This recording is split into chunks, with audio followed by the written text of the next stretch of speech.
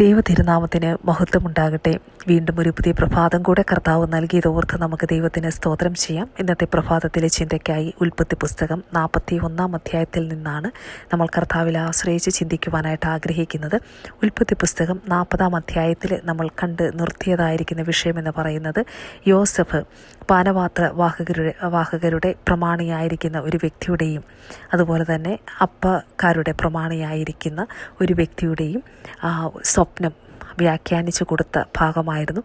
അതിൽ പാനപാത്രവാഹകരുടെ പ്രമാണിയോട് തന്നെ ഓർക്കണം എന്നുള്ളതായിരിക്കുന്ന ഒരു കാര്യം ജോസഫ് അപേക്ഷിച്ചുവെങ്കിലും അദ്ദേഹം ജോസഫിനെ മറന്നു കളഞ്ഞു എന്ന് വചനത്തിൽ എഴുതിയത് പറഞ്ഞാണ് 40 അധ്യായം അവിടെ തീരുന്നത്. ഈ 40 അധ്യായത്തിനും 41 അധ്യായത്തിനും ഇടയ്ക്ക് 2 വർഷത്തെ ഒരു പീരീഡ് നമുക്ക് കാണുവാനായിട്ട് കഴിയും. ആ 2 വർഷത്തിൽ എന്താണ് സംഭവിച്ചിരിക്കുന്നത് എന്നുള്ളതിനെക്കുറിച്ച് നമുക്കവിടെയൊന്നും പറഞ്ഞിട്ടില്ല. പക്ഷേ ഈ 2 വർഷം കഴിഞ്ഞിട്ട് ഒരു കാര്യം സംഭവിക്കുന്നതാണ് 41 അധ്യായത്തിൽ നമ്മൾ കാണുന്നത്. അവിടെ 2 സംവത്സരം കഴിഞ്ഞ ശേഷം ഫറവോൻ ഒരു സ്വപ്നം കാണുകയാണ്. ഫറവോൻ അവിടെ ഒരു സ്വപ്നമല്ല, അവിടെ ഫറവോൻ അടുപ്പിച്ച് 2 ഒരു സ്വപ്നം കാണുക. 2 സ്വപ്നങ്ങൾ ഫറവോൻ അടുപ്പിച്ച് അവിടെ കാണുന്നത് നമുക്ക് കാണുവാനായിട്ട് കഴിയും. ഒന്നാമത്തെ സ്വപ്നം എന്ന് പറയുന്നത് നദീതീരത്ത് നിന്ന് രൂപഗുണവും മാംസപുഷ്ടിയുള്ളതുമായിരിക്കുന്ന 7 പശുക്കൾ നദിയിൽ നിന്ന് കയറി വരുന്നു. എന്നിട്ട് ആ പശുക്കൾ ഞാങ്ങണയുടെ ഇടയിൽ മേഞ്ഞുകൊണ്ടിരിക്കുന്നതായിരിക്കുന്ന ഒരു കാര്യം. അതിൻ്റെ പിന്നാലെ വീണ്ടും മെലിഞ്ഞതും വിരൂപമുള്ളതുമായിരിക്കുന്ന വേറെ 7 പശുക്കളും അതേ നദിയിൽ നിന്ന് കയറി വരുന്നു. നദീതീരത്ത് മറ്റ് പശുക്കളുടെ അരികെ നിന്നു. പിന്നെ കാണുന്നത് താഴേക്ക് പറയുന്നത് മെലിഞ്ഞും വിരൂപവുമായുള്ള ഈ പശുക്കൾ രൂപഗുണവും മാംസപുഷ്ടിയുമുള്ളതുമായിരിക്കുന്ന 7 പശുക്കളെ തിന്നുകളഞ്ഞു. അപ്പോൾ 2 തരം പശുക്കൾ അവിടെ നമ്മൾ കാണുന്നു. ആ മെലിഞ്ഞതും വിരൂപമായുള്ള പശുക്കളും പിന്നെ രൂപഗുണവും മാംസപുഷ്ടിയുള്ളതുമായിരിക്കുന്ന 7 പശുക്കൾ. അങ്ങനെ അത് ഒന്നിനെ ആ മെലിഞ്ഞിരിക്കുന്നത് രൂപഗുണമുള്ളതിനെ തിന്നുകളഞ്ഞെന്നാണ് ഒന്നാമത്തെ സ്വപ്നം. അപ്പോൾ ഫറവോൻ ഉണർന്നതിന് ശേഷം ഫറവോൻ പിന്നെയും ഉറങ്ങി. 2 സ്വപ്നം കാണുക. അവിടെ കാണുന്ന 2 സ്വപ്നം പുഷ്ടിയുള്ളതും നല്ലതുമായ 7 കതിർ ഒരു തണ്ടിൽ നിന്ന് പൊങ്ങി വന്നു. അവയുടെ പിന്നാലെ നേർത്തും കിഴക്കൻ കാറ്റിനാൽ കരിഞ്ഞുമിരിക്കുന്ന 7 കതിർ പൊങ്ങി വന്നു. നേർത്ത 7 കതിരുകൾ പുഷ്ടിയും മണിക്കരുത്തുമുള്ള 7 കതിരുകളെ വിഴുങ്ങിക്കളഞ്ഞു. അപ്പോൾ ഫറവോൻ ഉണർന്നു, അത് സ്വപ്നമെന്ന് അറിഞ്ഞു. അങ്ങനെ 2 തരം സ്വപ്നങ്ങൾ ഫറവോൻ കാണുക. അത് കഴിഞ്ഞ് ഈ സ്വപ്നം കണ്ടു കഴിഞ്ഞപ്പോൾ ഫറവോൻ്റെ മനസ്സ് ആകെ വ്യാകുലപ്പെട്ടു. മിസ്രൈമിലുള്ളതായിരിക്കുന്ന സകല മന്ത്രവാദികളെയും ആളയച്ചു വരുത്തി താൻ കണ്ട സ്വപ്നത്തിൻ്റെ അർത്ഥം എന്താണ് അതൊന്ന് വ്യാഖ്യാനിച്ചു തരുവാൻ താൻ എല്ലാവരോടും ആവശ്യപ്പെട്ടു. പക്ഷേങ്കിൽ ഒരൊറ്റ വ്യക്തിക്കും ആ ഫറവോൻ കണ്ടതായിരിക്കുന്ന സ്വപ്നത്തിൻ്റെ അർത്ഥം വ്യാഖ്യാനിച്ചു കൊടുക്കുവാനായിട്ട് കഴിഞ്ഞില്ല. അപ്പോഴാണ് നമ്മൾ മുന്നേ അധ്യായത്തിൽ കണ്ടതായിരിക്കുന്ന പാനപാത്രവാഹകരുടെ പ്രമാണി ഫറവോനോട് ഈ കാര്യം പറയുവാനായിട്ട് തുനിയുന്നത്. അല്ലെ, ആ സമയത്ത് നമുക്ക് തോന്നുന്നുണ്ടോ അവൻ മറന്നതായിരിക്കുമെന്ന്? തീർച്ചയായിട്ടും നമുക്കറിയാം. സമയമാവാത്തത് കൊണ്ട് ദൈവം അവനെ കൊണ്ടത് പറയിപ്പിക്കാതിരുന്ന ദൈവത്തിൻ്റെ പദ്ധതിയുടെ സമയമുണ്ട്. ഓരോ കാര്യത്തിനും ദൈവം വെക്കുന്നതായിരിക്കുന്ന സമയമുണ്ട് എന്നുള്ളത് നമ്മളെപ്പോഴും ചിന്തിക്കേണ്ടതായിരിക്കുന്ന ഒരു വിഷയമാണ്. ഇപ്പോൾ സമയമായപ്പോൾ പാനപാത്രവാഹകരുടെ പ്രമാണി ഫറവോനോട് പറയുകയാണ്, എൻ്റെ ഒരു കുറ്റം ഞാൻ ഓർക്കുന്നു. ഒരു സമയത്ത് ഫറവോൻ അടിയങ്ങളോട് കോപിച്ച് ഞങ്ങളെ കാരാഗ്രഹത്തിലാക്കിയിരുന്നതായിരിക്കുന്ന സമയത്ത് ഞാനും അപ്പക്കാരുടെ പ്രമാണിയുമൊക്കെ ഒരു സ്വപ്നം 2 സ്വപ്നങ്ങൾ കണ്ടു. പക്ഷെ ഞങ്ങളുടെ സ്വപ്നങ്ങൾ വ്യാഖ്യാനിച്ച് തന്നു. അതുപോലെ സംഭവിച്ചു, ഇങ്ങനെ ഒരാളുണ്ട് എന്നുള്ളത് അവിടെ ജോസഫിനെ ഇൻട്രൊഡ്യൂസ് ചെയ്യുന്നത് നമുക്ക് കാണുവാനായിട്ട് കഴിയും. ഇത് കേട്ട പാടെ അവിടെ 14 വാക്യത്തിൽ നമ്മൾ വായിക്കുന്നു, ഉടനെ ഫറവോൻ ആളയച്ചുവെന്നാണ്. ഉടനെ ഫറവോൻ ആളയച്ച് യോസഫിനെ വിളിപ്പിച്ചു. അപ്പം അവിടെ മുതൽ നമ്മൾ വളരെ ശ്രദ്ധിക്കേണ്ടതായിരിക്കുന്ന ഒരു കാര്യമെന്ന് വെച്ച് കഴിഞ്ഞാൽ ആ ഉടനെ ഫറവോൻ ആളയച്ച് വിളിപ്പിച്ചു. അന്ന് വരെ തലേന്ന് രാത്രി താൻ ഉറങ്ങുമ്പോൾ പോലും എനിക്ക് തോന്നുന്നില്ല അല്ലേ, ഒരു പക്ഷേ യോസഫ് അങ്ങനെ ഒന്നും ചിന്തിച്ചായിരിക്കില്ല കിടക്കുന്നത്. ഇനി എത്ര നാളായിരിക്കാം തൻ്റെ ജീവിതത്തിൻ്റെ അകത്ത് ഇങ്ങനെ ഒരു കിടപ്പുള്ളതെന്ന് തനിക്കറിയത്തില്ല. പക്ഷേ താൻ കണ്ടതായിരിക്കുന്ന ഒരു സ്വപ്നം എപ്പോഴും തൻ്റെ ഉള്ളിൽ ഇരുന്നിരിക്കുമെന്ന് ഞാനും വിശ്വസിക്കുന്നു. ഇവിടെ പറയുന്ന ഒരു കാര്യം, ഉടനെ ഫറവോൻ ആളയച്ച് യോസഫിനെ വിളിപ്പിച്ചു. അടുത്ത സ്റ്റെപ്പ്, അവർ അവനെ വേഗത്തിൽ കുണ്ടറയിൽ നിന്ന് ഇറക്കി. രണ്ടാമത്തെ കാര്യം, അവനെ ക്ഷൗര്യം ചെയ്യിച്ചു, വസ്ത്രം മാറി ഫറവോൻ്റെ അടുക്കൽ ചെന്ന് നിന്നു. അല്ലേ, അപ്പം തന്നെ സ്ഥിതി മാറി. അല്ലേ, കംപ്ലീറ്റ് ആയിട്ടുള്ളതായിരിക്കുന്ന സ്ഥിതികൾ ആ തുടക്കം മുതലേ നമ്മളവിടെ കാണുകയാണ്. എന്നിട്ട് ഫറവോൻ യോസഫിനോട് താൻ കണ്ടതായിരിക്കുന്ന സ്വപ്നം മുഴുവൻ വിവരിച്ച് പറഞ്ഞു.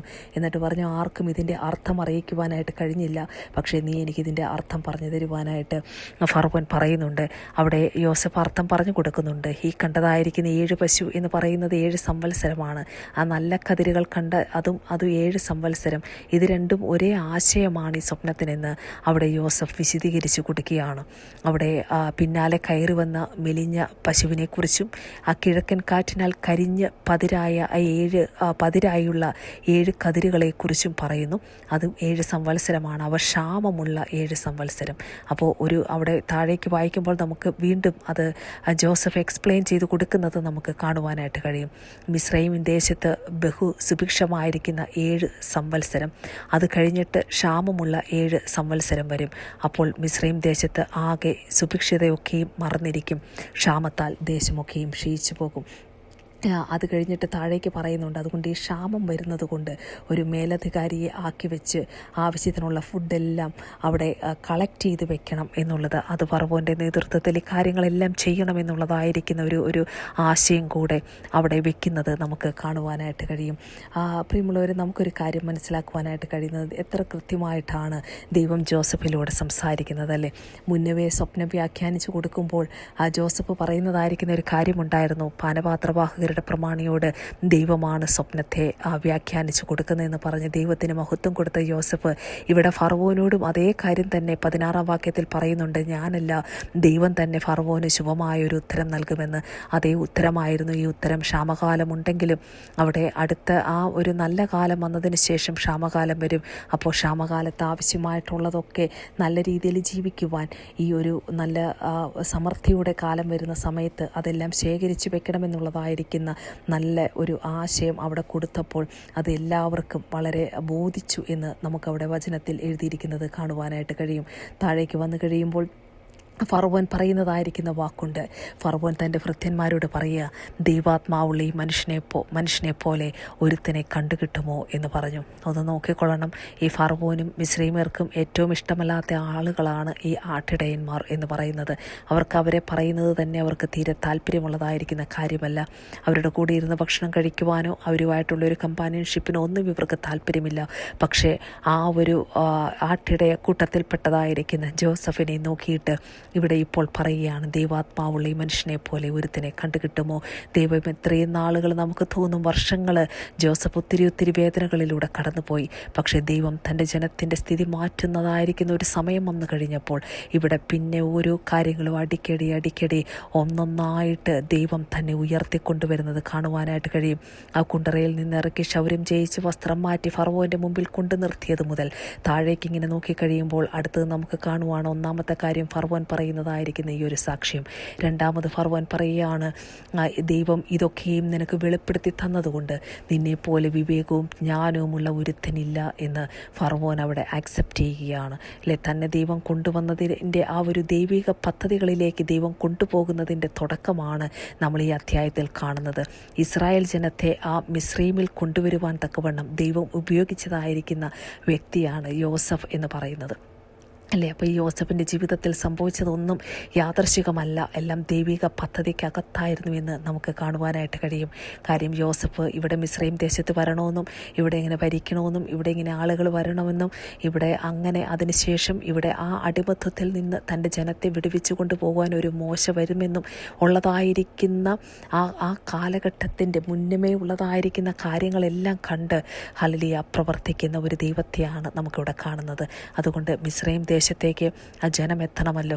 അതുകൊണ്ട് ആ യോസഫ് അവിടെ എത്തിച്ചേർന്നത് തികച്ചും നമുക്കറിയാം ഒരു യാദൃശികമായി സംഭവിച്ചതായിരിക്കുന്ന കാര്യമല്ല അല്ലെ. വചനത്തിൽ പറയുന്നതായിരിക്കുന്ന ഈ കാര്യങ്ങൾ നമ്മൾ മനസ്സിലാക്കുമ്പോൾ നമുക്ക് വീണ്ടും മനസ്സിലാക്കാൻ പറ്റുന്ന ഒരു കാര്യമുണ്ട് അല്ലെ. യാദൃശികമായിട്ടല്ല ഒരു കാര്യവും സംഭവിക്കുന്നത്. എല്ലാറ്റിനും അതിൻ്റെതായിരിക്കുന്ന സമയത്ത് കാര്യങ്ങൾ സംഭവിക്കുവാനായിട്ട് ഇടയായിത്തീരും. ദൈവിക പദ്ധതികളിൽ നിൽക്കുന്ന വ്യക്തികളാണ് നമ്മളെങ്കിൽ നമ്മുടെ ജീവിതത്തിൻ്റെ അകത്ത് വെറുതെ ഒരു കാര്യവും സംഭവിക്കത്തില്ല. സംഭവിക്കുകയില്ല. ദൈവിക പ്ലാനുകളെ സംഭവിക്കത്തുള്ളൂ. ദൈവം അതിനുള്ളതായിരിക്കുന്ന കാര്യങ്ങളാണ് നമ്മുടെ ജീവിതത്തിൽ ഒരുക്കിക്കൊണ്ട് തരുന്നത്. അതുകൊണ്ട് നമ്മൾ ആ വിശ്വാസത്തോടെ നമുക്കായിരിക്കാം, ആ കർത്താവിൻ്റെ കൂടെ നമുക്കും ചേർന്ന് നടക്കാം. താഴേക്ക് വായിക്കുമ്പോൾ ഫറവോൻ പറയുകയാണ്, നീ എൻ്റെ ഗൃഹത്തിന് മേലധികാരിയാകും, നിൻ്റെ വാക്ക് എൻ്റെ ജനമെല്ലാം അനുസരിച്ച് നടക്കും. അപ്പോൾ വീടിന് മേലധികാരിയാക്കി വെക്കുന്നു. പിന്നെ അവിടെ പറയുകയാണ്, നിൻ്റെ വാക്ക് എൻ്റെ ജനമെല്ലാം അനുസരിച്ച് നടക്കും. താഴേക്ക് വായിക്കുമ്പോൾ വീണ്ടും കാണാം, സിംഹാസനം കൊണ്ട് മാത്രം ഞാൻ നിന്നേക്കാൾ വലിയവനായിരിക്കും. രാജാവിൻ്റെ വായിൽ നിന്ന് വരുന്നതായിരിക്കുന്ന പ്രശംസാ വാക്കുകൾ എത്ര മഹത്വരമാണ് എന്ന് നമുക്കിവിടെ കാണുവാനായിട്ട് കഴിയും. എന്നിട്ട് അടുത്ത സ്റ്റെപ്പ് ഫറവോൻ എന്താ ചെയ്തത്? ഫറവോൻ തൻ്റെ കയ്യിൽ നിന്ന് ആ മോതിരമൂരി ജോസഫിൻ്റെ കൈക്ക് ഇട്ടുകൊടുക്കുക. എന്നിട്ട് അവനെ നേർമയുള്ളതായിരിക്കുന്ന വസ്ത്രം ധരിപ്പിച്ചു. ഒരു സ്വർണ്ണ സരപ്പിളിയും അവൻ്റെ കഴുത്തിലിട്ട് കൊടുത്തു.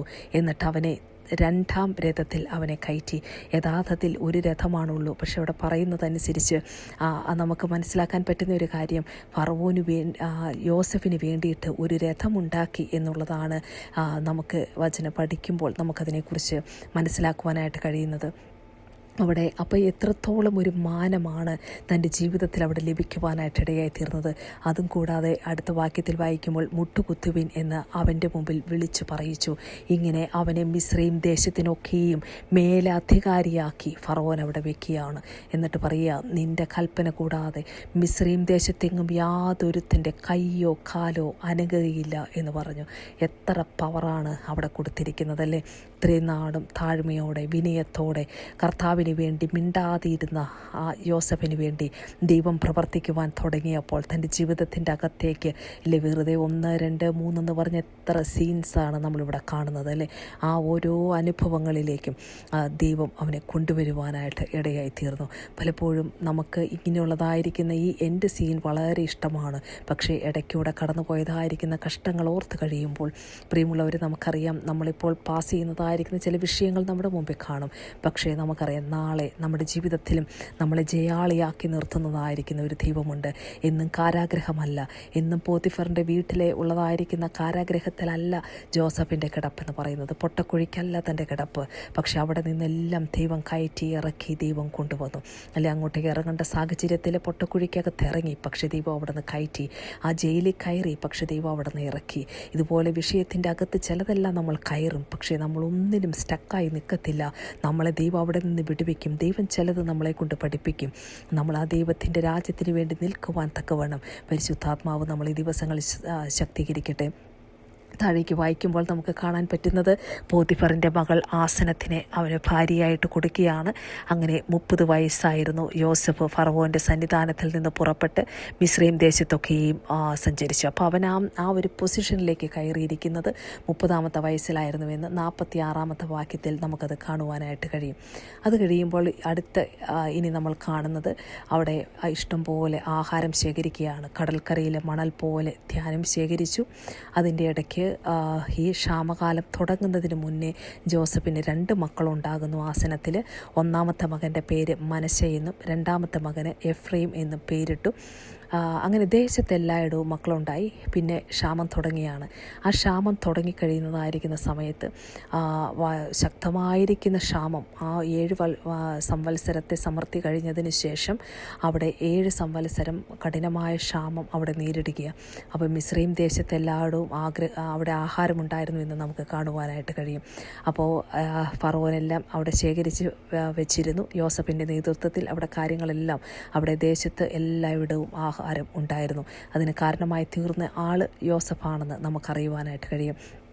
പ്രിയമുള്ളവരെ, താഴേക്ക് വന്നു കഴിയുമ്പോൾ നമുക്ക് കാണാൻ പറ്റുന്ന ഒരു കാര്യമുണ്ട്. യോസഫ് പണ്ടികശാലകളൊക്കെയും തുറക്കിയ. ക്ഷാമം ഭൂതലത്തിലൊക്കെയും ഉണ്ടായെന്നാണ് പറയുന്നത്. ഭൂതലത്തിലൊക്കെയും ക്ഷാമം വന്നു. അപ്പോൾ യോസഫ് പണ്ടികശാലകളൊക്കെയും തുറന്നു.